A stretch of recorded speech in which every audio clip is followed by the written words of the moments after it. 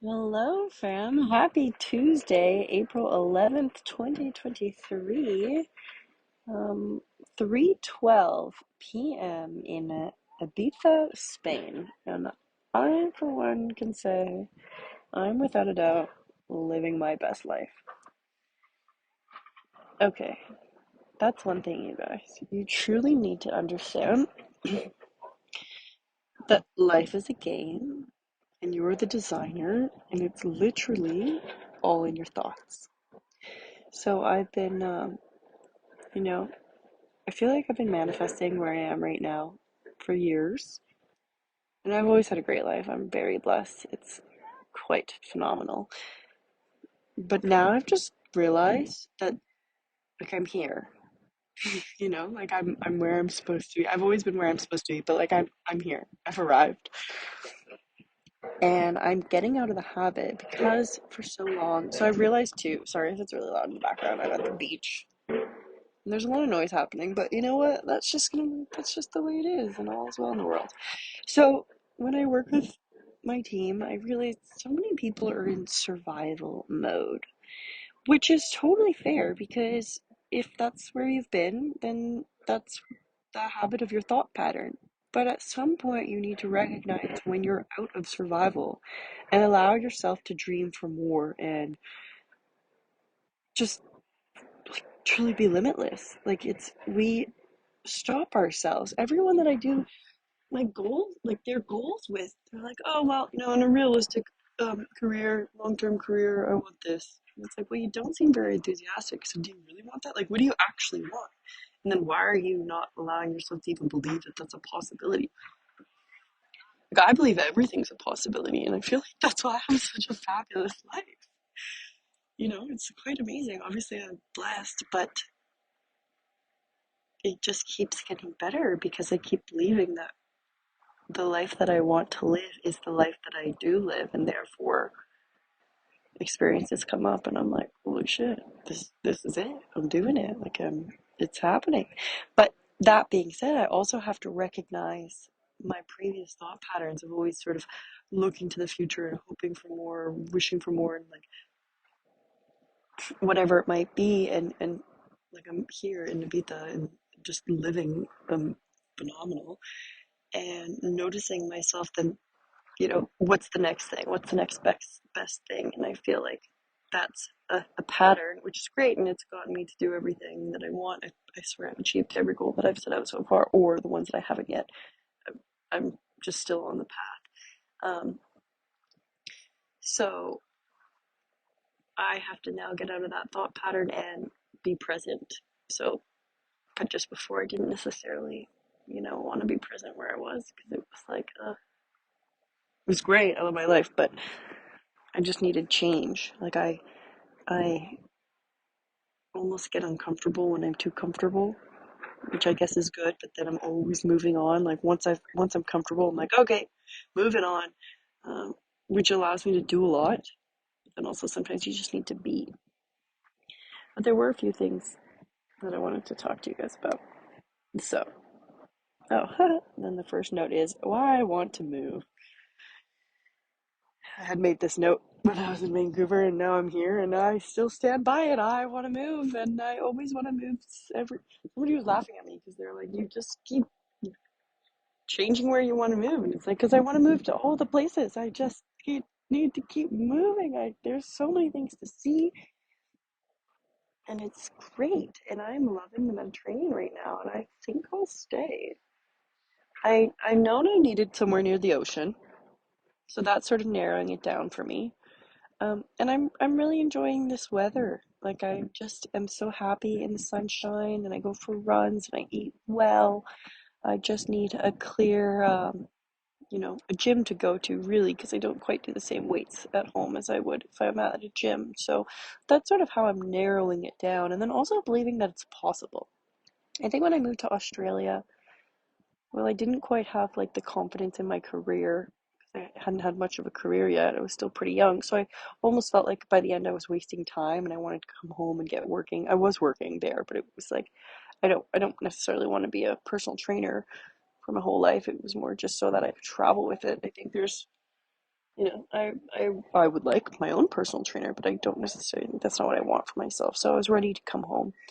And then I also, though, realized that I think I almost didn't believe that that could be reality because it was such a dream life. And I was like, oh, this is a dream. Better get back to reality. Where it's like, well, why isn't that my reality? So now I'm deciding that this is my reality. Oh, someone just jumped in. That looked so nice. Oh my God, I want to go. Oh, I think I'll do that later. I'm not wearing a bathing suit, but nobody really wears a bathing suit here. No, I came down for a run because I was thinking about Alexandra this morning and I really miss her. And I feel like the better my life gets, the more I miss her because I realize that she's not here. And I've had some bizarre dreams lately, and I saw her as a child. And anyways, back to what I was talking about before. So I'm now changing my belief system that this too can be my reality, and I can be just as productive here as I am at home, but with more of a balanced lifestyle and actually have a work life balance. Because I've come to realize that I live in a family of workaholics, which is great because we have a great life, but there's really not much resting that occurs. We don't know how to rest. My mom's pretty good at telling me to rest, but we're all good at telling each other to rest, but none of us do it ourselves. So why I want to move, I need to explore. I'm such a curious little girl, and I need to explore the world, and perhaps eventually I'll settle down somewhere. But at this point in time, I've grown up in the same city, and I love it. Peace and love to Vancouver, but it'll be there when I get back. Like, it's not going anywhere. Everything's the same. I just need some adventure in my life. And I also feel quite at home. I realize this because I'm like, I almost feel at home everywhere, but then I just don't know where to pick. And I realize, well, I think because of past lifetimes, I feel so comfortable in Europe. I know I've had some lives here, so that's cool. And I kind of want to just try it again. So I've been saying it for quite some time, but for some reason there's fear holding me back from just full send and figuring it out when I get here. But that's it. I'm gonna do it. So that's cool. That's why I want to go. I think everyone should move out of their hometown at some point. It's just so exhilarating, and there's you learn so much. And when I moved to Australia, I realized I could survive on my own, and then that gave me all the confidence in the world because I know that I'm good on my own. I can go traveling on my own. I actually love being alone. I mean, I've always known that, but like, just talking to my mom this morning about going to Europe again in the summer. And I was like, I don't know. What am I going to do when I come back home? She goes, well, I know you don't like hanging out with friends, but there's the lake house, this and that. And I was like, I do love my friends. I love my friends, but I definitely love being alone a lot. Like I just really enjoy my thoughts and raising my vibration and consciousness. So that's really fun, and I hope you all want to do the same.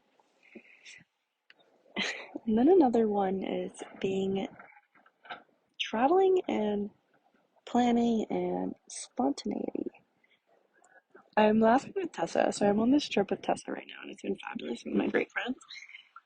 And I like to think I'm spontaneous. And Tessa was like, "Yeah, you're spontaneous if you've had like 6 months to put it in your planner, or at least a week. Like never will she say, oh, let's go for a walk.' I'm like, yeah. I'm like, oh, I'm busy. I'm always busy." And so that's the habit, that's the pattern that I'm used to, is just being busy, which is fine. I mean, I'm very productive, but creating more space to be spontaneous.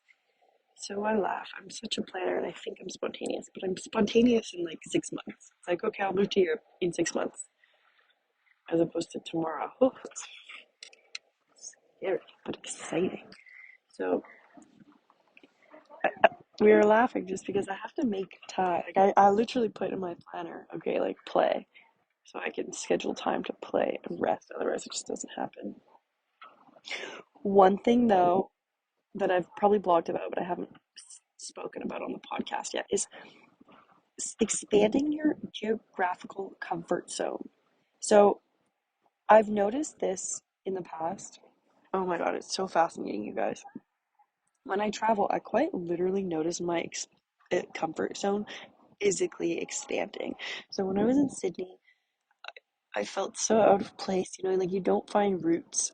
Well, you don't have routes, so you have to make routes. And I remember going, okay, well, I need to get groceries. Which way do I walk? It's like, oh man, I don't even know where to walk. I don't know which way is left, right, center, whatever. So the more you like travel, the larger your comfort zone gets, and you just like I feel like, okay, Australia, I'm good. Egypt, I'm good. Like I'm comfortable. Europe, the majority of Europe, I'm good. I've expanded my comfort zone because I traveled there, and it's might be a little scary kind of stepping into a new space. But once you're here, one, the more you travel, the more you realize just how similar the whole world is. It's really all quite all the same. Like it varies a little bit, but it's it's whatever. It's just all beautiful. It's all different, but it's all the same. It's people. Everyone's working. Everyone's living. Everyone's hopefully smiling. Um, but too, like the tube, I don't when I'm when I'm at home, I drive and I don't want to take public transportation because I'm not learning anything new, so there's no value to me. I feel like when I drive, I listen to my audiobooks, so I'm learning value. I'm getting value. But say in London, when I was on the tube, I'm expanding my comfort zone. I'm building new neurological pathways, so I enjoyed it. I was like, oh, okay, I'm, paying attention, figuring out this way, and then I can sort of map out London in my head of where's where, as opposed to just frolicking, being like, oh, I don't know what's what. Where that's why I love traveling, and I think it's so beneficial because it's also a skill. Like the more you travel and the more you try to figure out your way, the quicker and easier it is for you to ground yourself. So I love, say if I'm long term, like I definitely need the ocean because I feel so grounded at the ocean. Like right now, I'm so at peace. I was missing Alexander this morning, but came to the ocean because I know I'm going for a run and going by the ocean makes me feel fabulous. Oh, and another note here, total side note. Men holding the door, insisting women walk through first. Thank you for those that do that. I just want to say thank you. Especially I'm such an independent woman, but I love it when a man insists that I walk through, and it just feels so grateful that some people still do that. So I just wanted to put a little shout out. And if you don't do that, it's nice. I suggest you do. Teach your sons. It's just really sweet. It just makes you feel loved. Oh yes. Fueled by fear of death, fuels my productivity and ambitions. So, as I mentioned before, I'm super ambitious, but I'm almost fueled by fear, which I've realized is not a healthy way to run.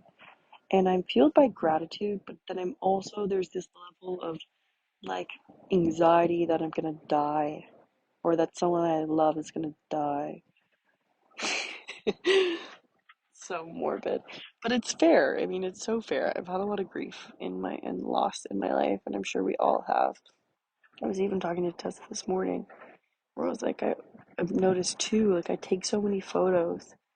One, I'm grateful for it, but two, sometimes of people because I'm nervous that they're gonna die, and then I'm gonna be like, oh, I don't have enough photos of them. Like Alexandra, it's like I just wish I had more photos of her, and I only started vlogging, and taking all these photos like kind of the last summer she was here, and I'm grateful that I did because I look at my vlogs and just the day-to-day life and I get to hear her laugh and it makes me so happy. But now I almost do it like a little bit out of fear subconsciously because it's like, oh, if this person dies, at least I'll have all these memories to look back on. Where that's not necessarily a happy, like the best state to thrive in. So I'm sort of letting go. I'm recognizing that fear, which is so fair. That's what's happened. Um, and that being said, too, I've realized, you yes, focus on healing yourself, but it's a constant practice because when you're living, there's always new experiences happening. Like, I feel like I didn't really grow up with any trauma, which is great. Not that I'm aware of, at least. It only happened when I was 22 that the biggest kind of hit to me happened, or maybe 20. There's been a few things, but that's my point. Is it's a constant growth cycle where, yes, it has to be a practice. My journaling, it's a practice. All these things that I do is a practice, and I have these tools to come back to when I do feel like I'm in a little bit of a storm. But also, that's the beauty, because if you don't have hectic waters, you can't appreciate the calm waters. You need that roller coaster in life for you to appreciate just how beautiful the cycles and the, like, thrilling lifestyle is.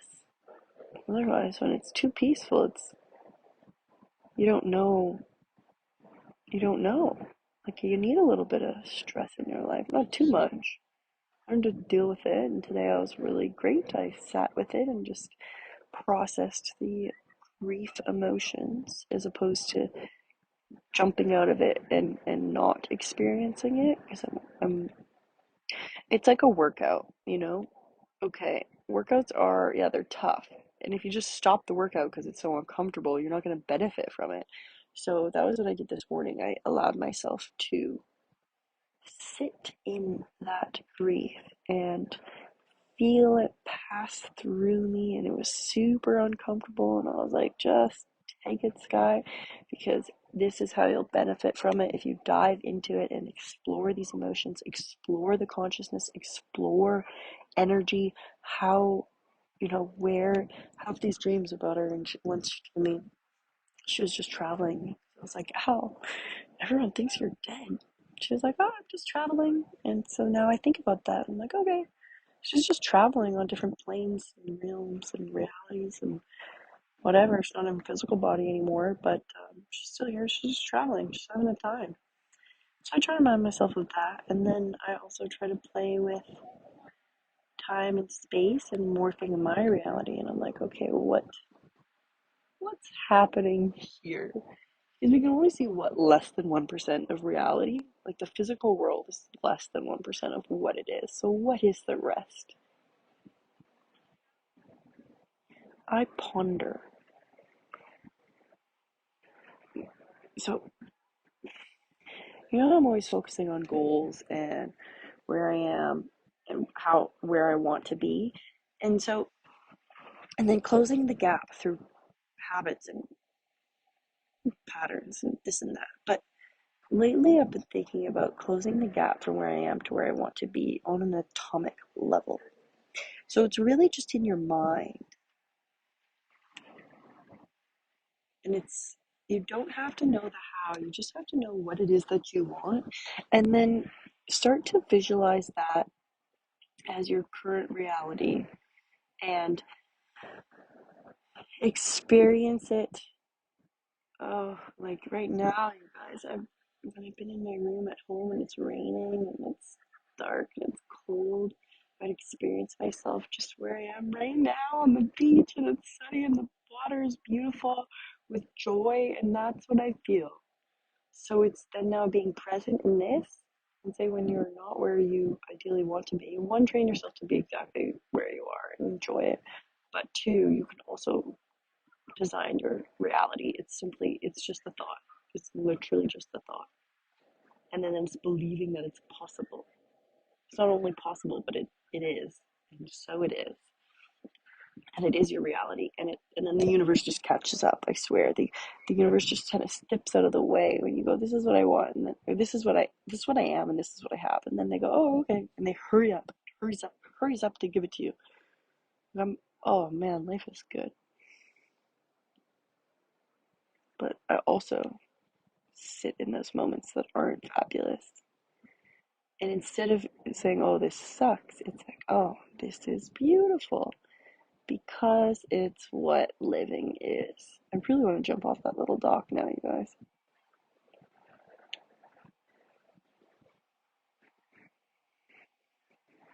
To be able to, at any moment, sacrifice what you are for what you will become.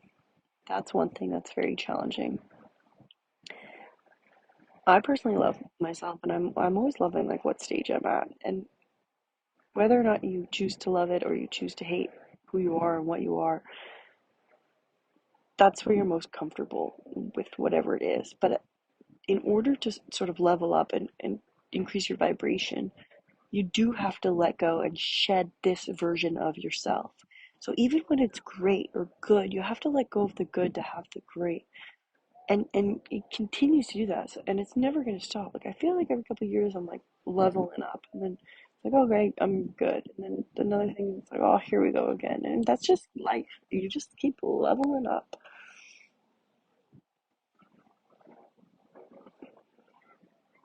So find the practice and fall in love with it. Like somebody asked me the other day too, how do you stay so fit? Or what do you do? And it's like, well, I don't really do anything. I just do my life. And because I love fitness and I love the process of going for a run and just being me and working out and doing these things, it's easy to stay fit because it's just what I want to do. I want to go for a run. I want to go to the gym. I want to go for a swim. I want to do all these things because they're rewarding. At the beginning, though, it might be a bit of discipline. Like at the beginning, going in the ocean was kind of ugh. But then now, oh, I crave the salt water. I crave the cold water. It's so exhilarating. It wakes you up. You feel amazing. You start to become addicted to it. So it's I, maybe we all have addictive personalities, and what I mean, we really do. We're all creatures of habit. So it's getting into training yourself at the beginning. But once you do, then it starts to pull you and you're just sort of drawn. Like I'm literally pulled to the ocean. It's like, oh, I feel like I'm just slingshotting it. Right now, I just want to jump in because it looks so tasty. Oh, that's it. Just designing your new reality and then believing that it is so. And then sort of contemplating the science behind it. Oh, look at all the fishies. Excuse me. You know, how can you morph your reality and play with time and space to sort of like you close the gap, literally the space gap. And so what I do is I visualize, okay, just right in front of me is this new like life that I want. Like that's the reality that I want. And I already have a great reality, but I just like a little bit more. Why not? And then I'll like energetically step into that and it'll be a new plane. And then I live it. And then I've noticed it's really worked. like I'm living it, you guys. I have a joke sometimes, honestly. Like it's so fun, you know. And I think too, like I'm happy with where I'm at. I'm always happy. I'm more just sort of testing life because it's like, okay, what else can I dream of just for fun? Like I'm happy where I am, but why not throw in a few other things and then just watch it happen? And you're like, wow, this is quite wild, but also so simple and just it, that's just the way it is. Anyways, I'm gonna run back now because I'm hungry and I haven't eaten yet because I don't know, the universe is such I need to pick one or the other. Otherwise, I'd be doing so much exercise. But I hope you all have the absolute best day of your life and trust that you deserve whatever it is that you want and that it's simply all in your head. So letting go of any limiting beliefs and letting go of what no longer serves you physically, emotionally, energetically, whatever it is, just let it all go and surrender, but also design that dream life. Okay. Love you so much. Have the best day.